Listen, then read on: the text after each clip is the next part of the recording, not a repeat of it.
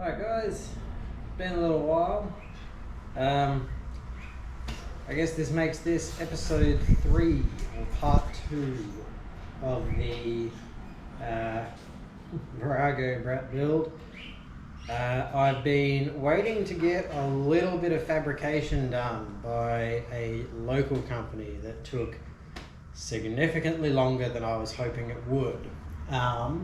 So today we'll give you a run around the bike, show you the updates of what has happened in terms of the fabrication and where we're at.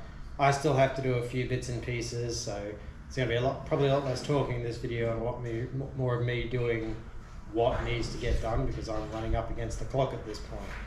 So let's get going and we'll give you the run around of this bike. Righto, so this is where we stand at the moment. As you can see, we've not done a whole lot since the last episode, but we're getting there slowly. So, new shocks. These are some YSS shocks that I got custom built for this bike to add an extra 30 mils of clearance on the rear fender, which is looking very nice, I might say. I do like them in the black now with the sort of blends in a bit more than the old shocks. So the other thing that we've done is a bit of fabrication that I was getting done. Now, this is the bulk of it, is this little bracket, which basically attaches 2 bolts here and on the tank bolt. Basically gives the frame of the actual seat something to sit on so that it doesn't bow immediately, which is great.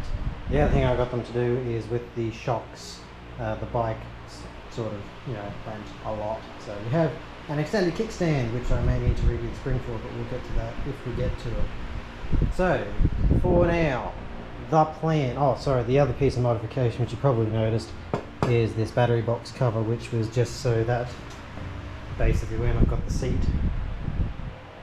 the non-stock seat on, there's at least some protection from the elements for the electrics, so that way we don't, get a short the second it starts raining. So what we're doing is we're finishing off some fabrication. I'm going to need to do the rear fender mount, which I have got the new rear fender for just here. We have not entirely figured out what we're doing with this yet, but basically the general idea is to run sort of a desert sled style rear fender just to kick over the rear wheel, which will have the number plate attached at the back with a little number plate thing I've got, which I need to braze onto this once I've got the mounting sorted out. And from there I can start attacking the wiring, which is going to be the biggest job on this project, is getting the wiring done. Then I need to do the front fender. What else have I got on my little list? Got a vinyl wrap we still need to do. Got to run the new pod filter to replace the air filter in here, take the other pod side off as well, retune the carb, change sprockets, give it a service, give it a good clean down, change the handlebars. Yeah, we got a bit to do, so let's get cracking. Okay guys, so I came across a small problem with the bracket that I had made for me. Basically, the mounting bolts on the seat itself don't fit. So I have had to make this, which is basically just a piece of flat bar that I've measured and bent to size. I'll go through the process with you guys now because now I know the exact sizes I'm working on. Took a bit of maths, yay, just what I love doing in my pastime. But in positive news, I should be able to get these to fit. Once I have 2 of them, I should just need to weld them down the seam and then weld them on top of the frame. This gives me an extra about 22 mil of clearance, which gives me enough for the bolts to actually go through those bits of steel, and basically some vibration dampeners plus that, so there shouldn't be too much weight on that singular piece, those 2 pieces of steel, so it shouldn't affect the frame rigidity too much. So yeah, let's get going.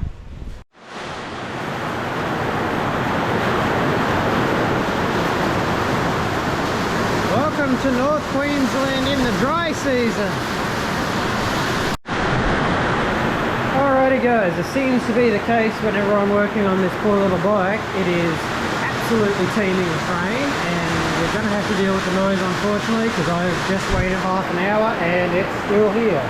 So what I've done is I've cut this piece of metal the same length as this piece of metal when it was straight, and basically now I'm going to score it and bend it. I've just got my vise, so I'm just hand bending at the moment. It's working well enough. Yeah, let's keep going. So basically I've got my handed anti-calipers set to 32 mils. I'll score it. Once I've scored it, I'll bring these over to the bend, to the vise, and we'll keep going. Okay, so we're all scored up. Basically, pretty easy, see your mark. I'm going to do as best I can to try and bend it. I've got to get this, so it is a 22 mil gap here. And that'll basically give me the height I need to be able to get this to work. So, just going to load it up into the vise. I'm going to have to sit you off to the side.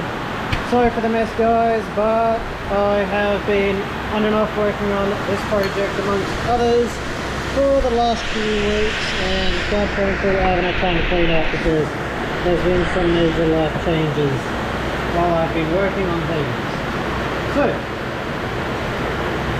yes, we're in my garage where there's no lighting, so head torches are where we're at. That's roughly right. And now we quite literally just muscle it into position.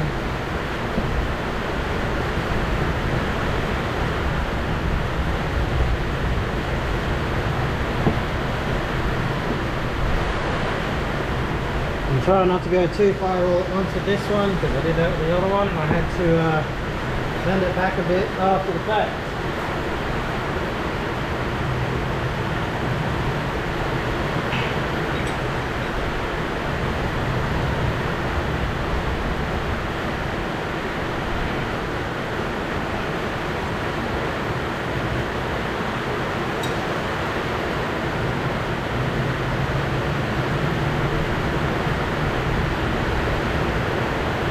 That first one's pretty good. Now the second one's going to be a bit trickier because I sort of, like I said, stuffed up the first one a little bit, and quite frankly I don't feel like redoing it because once it's on no one's going to see it.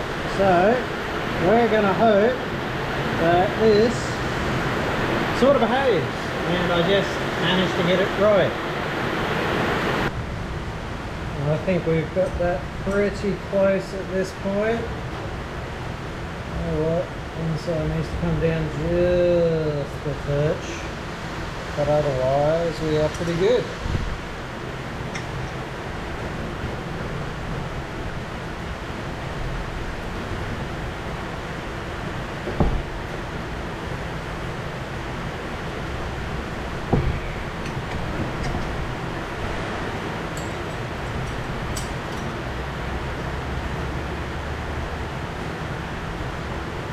I think that's about as good as I can physically get with just my limited tools and limited experience, but they're pretty close, and by the time we weld it, do some tidy up on it, I should be able to get it to fit just fine, and hopefully we'll be able to weld it onto that subframe without too many issues.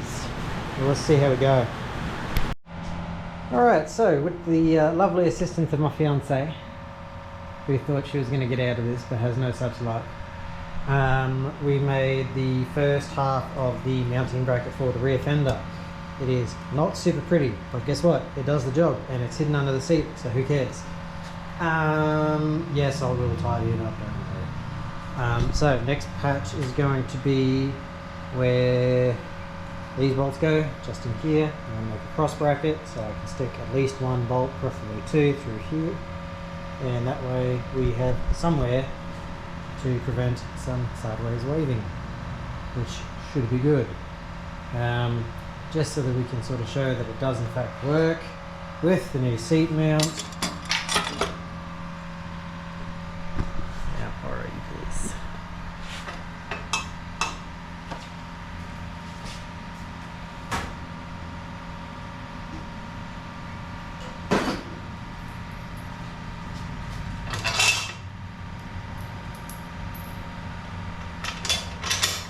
new seat bracket will sit just above it, so basically I just need to make a little cross member. It'll probably sit just underneath where that is now. Hopefully we can fit a bolt in there. Alrighty, we'll see when we start working on that one. Alright, morning guys. So day 2 for this video. It got pretty dark and still stayed pretty rainy last night, so I had to not do as much filming as I might have liked. Basically what I got done last night was I did the holes for that bracket to go onto the seat, and then we mostly mounted up the rear fender like we were talking about. I still got to do one more hole there, and I actually got some rubber grommets just to act as a bit of a buffer between the two metals, prevent some corrosion there. I also have a grinding disc so I can finish all this off before I get too keen and start welding it to that frame. So we're a little behind schedule, and I had to do some running around this morning, so I'm a bit more than a little bit behind schedule this morning, but we should be okay. Time wise, hopefully I can get all this done in the next few days because I don't have that much time. So without further ado, we're going to get cracking. I'm going to grind this down. I've measured this up, so it might be a little bit of a time cut by the time I actually manage to get everything on, and I'll show you where it's all sitting by the end of it. Alrighty guys, so after some deliberation we have come to a conclusion about what we're doing with the fender. So we are going to make a hole about halfway through-ish, and I feel like that hole's just a little bit off, so that's alright, we'll get working. Straight through, single bolt. That should keep it well enough in place, and then I actually have a second part of this build that'll be happening at some other point in the future, where I'm going to make a luggage rack for if I'm using a stock seat touring. Yeah, touring, not a variety there, I know. So that'll allow me to mount it on that as well, which will be rather convenient. So what I'm going to do is I'm going to run that bolt. I'm actually also about to make my paper template for the seat mounting holes so that I can put it onto the bracket, and to figure out where that bracket's going to go once I've got it attached to the seat, and we'll weld it on, grind it back, all that good stuff, and go from there. Alright, I'll see you soon. So we have a finished seat bracket now, which is good. I actually tested the seat on it before. I can't really do too much with it now because I actually need to take it off so I can do a hole in this bracket for the fender, but looks pretty decent, I think. You know, remember, please be nice, amateur welder, I've never done this before. Is it perfect? No. Is it going to be good enough to hold? Yes. And from here I will eventually do that hole and we'll get it in the right place and all that good stuff, and from there basically I start stripping out the old, replacing with the new electronics, and start the wiring loom, which is going to be by far the biggest job that I have to do on this poor bike.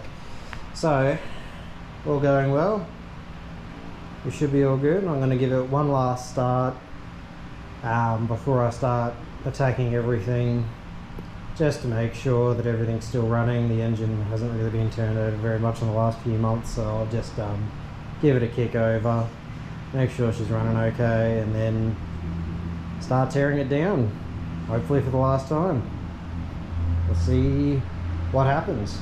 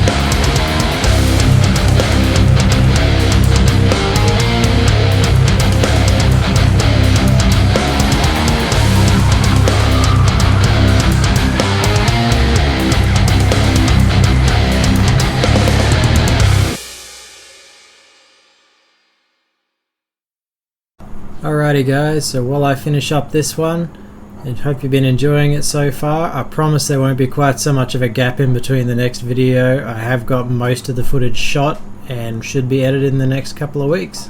See you soon.